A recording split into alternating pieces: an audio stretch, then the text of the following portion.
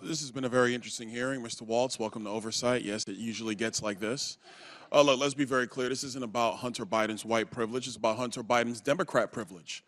Because Donald Trump Jr. showed up for 5 congressional subpoenas. There was never this circus where he was subpoenaed by House Democrats and he showed up on the Senate side or showed up at the White House to answer in some fake, phony, lame press conference, not actually going to the House and doing what he was compelled by a subpoena to do. Hunter Biden did that. And then he has the unmitigated gall to show up here when we know that we're going through actually the legislation for contempt, with, by the way, Mr. Chairman, we should actually get to the legislation of contempt. The speechifying is great, but let's do our business, members. He has the gall to come here, show up, and then when the Democrats are saying, hey, he wants to speak, he leaves. Hey everyone, welcome back to Rights Rally, where we cut through the noise and talk about what really matters in Washington. Today we're breaking down what might be one of the most explosive hearings in recent memory, the clash between Representative Byron Donalds and Representative Alexandria Ocasio-Cortez. Now, if you haven't seen it, buckle up. This wasn't just another political shouting match. This was a full-blown showdown between logic and emotion, composure and chaos, and frankly, between professionalism and performative outrage. Let's start with the facts. Congressman Byron Donalds, one of the sharpest conservatives in the House, came prepared, really prepared. He laid out a detailed timeline, financial charts, and text messages involving Hunter Biden's business dealings. He wasn't ranting. He wasn't grandstanding. He calmly introduced evidence, step by step. He asked legitimate questions about where the money came from, how it moved, and who was involved. That's what congressional oversight is supposed to look like. This is a joke. This is a farce. The man has been subpoenaed by Congress. Oh, and by the way, the January 6th committee, Mr. Raskin, which you did sit on, by the way, that was not a normally ordered committee of Congress because Nancy Pelosi did not want the Republican members that then Leader McCarthy put up. According to the courts, it was. I my time, sir. Will you yield for a correction? I was respectful of your time. I didn't say anything. So, ladies and gentlemen, let's move forward with our business. He should be held in contempt. There was a subpoena. He did not answer it. Any other American will be held in contempt by Congress. Any other. This is Democrat privilege of the highest order. Let's do our jobs. I yield. Gentleman yields. Chair now recognizes Ms. Ocasio-Cortez from New York. Thank you, Mr. Chair. Just to address briefly, quickly, that moment about privilege and all of this that we're seeing here. It was a very beautiful speech by the gentlelady, who, as she mentioned, was helped lead on the now majority side, the Civil Rights and Civil Liberties Subcommittee. But I think it's so exemplary of the point that she also oversaw the elimination of the Civil Rights Subcommittee on this committee, which really kind of gives the whole game away. We show up, we give speeches, we give flowery words, but at the end of the day, participate in the structural erosion of the rights and representation of people that are marginalized, women, people of color, people that just need to see their due process and civil liberties protected in this country. But I will move on. As also the Republican side had mentioned in their many raisings of the January 6th committee, that it's not just Hunter Biden, you, me, any individual subject to equal treatment under the law, to be held up to accountability under the law, but it is also these committees and this committee that is subject to oversight and law. We must comply with the law here as well. Now, I may be one of the very few people that actually believes in Congress, in this country, but I do, and many of us do here. And we have an obligation to engage in good faith participation to execute and comply with a subpoena.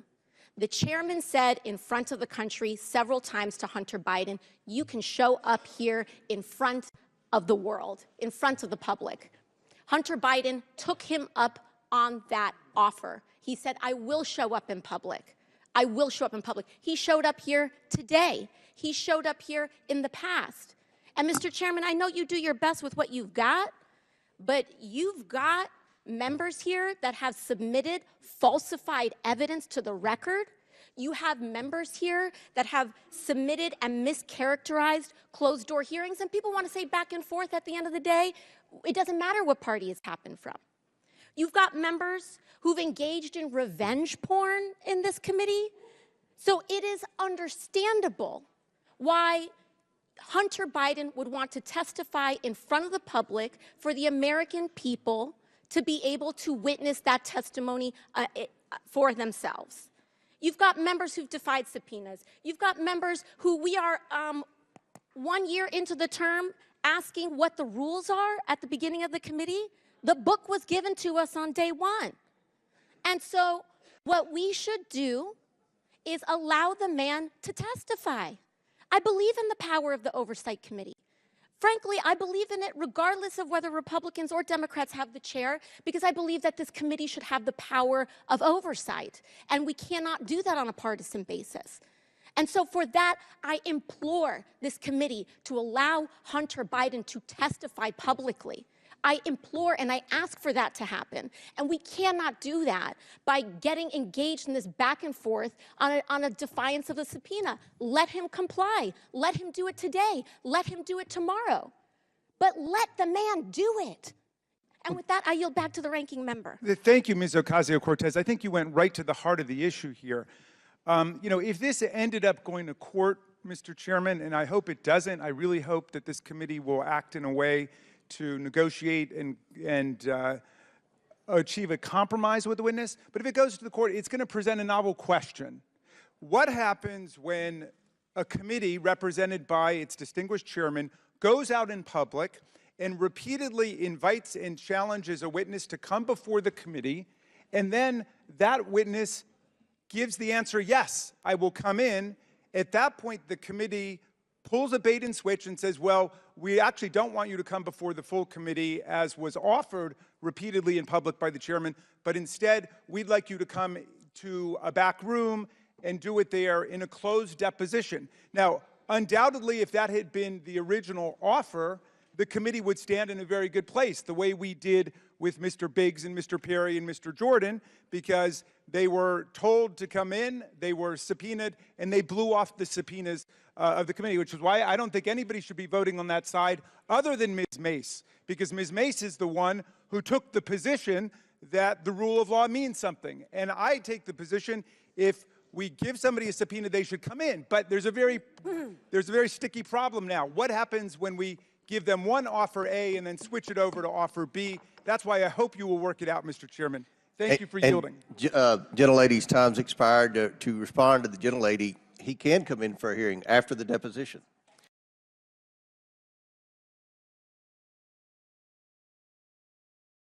Now, the witnesses, actual experts, said those business structures looked concerning. They used the phrase, red flags. That's not politics, that's basic financial investigation language. But here's where it gets interesting. As soon as Byron started connecting the dots, who jumps in? AOC. And instead of calmly countering with facts, she completely loses her cool. You could see it on her face. She went from confident to furious. She starts interrupting, accusing Byron Donalds of misinformation, claiming the hearing was being weaponized for partisan purposes. But here's the thing, he never even raised his voice. He stayed calm, respectful, and focused. He let the evidence speak for itself. That's power. That's leadership. And it's exactly what we need more of in Congress. Meanwhile, AOC's frustration became the story. Not her arguments, not her points, but her outburst. Cameras caught her tapping her pen, rolling her eyes, visibly frustrated. Social media blew up within minutes, with people saying, Byron just gave AOC a masterclass in composure. Now let's talk about what this really means. Because beyond the drama, there's a serious issue here, accountability. We're talking about potential conflicts of interest involving the Biden family, business entities, and financial transactions that deserve transparency. That's not conspiracy, that's oversight. Every American, regardless of party, should want answers when millions of dollars flow through a web of shell companies tied to people connected to the president. But what did AOC do? Instead of focusing on getting the truth, she turned the whole thing into a personal attack. She accused her colleagues of presenting fabricated evidence, while ignoring the fact that no one had even been allowed to fully respond yet. This is what's wrong with Washington.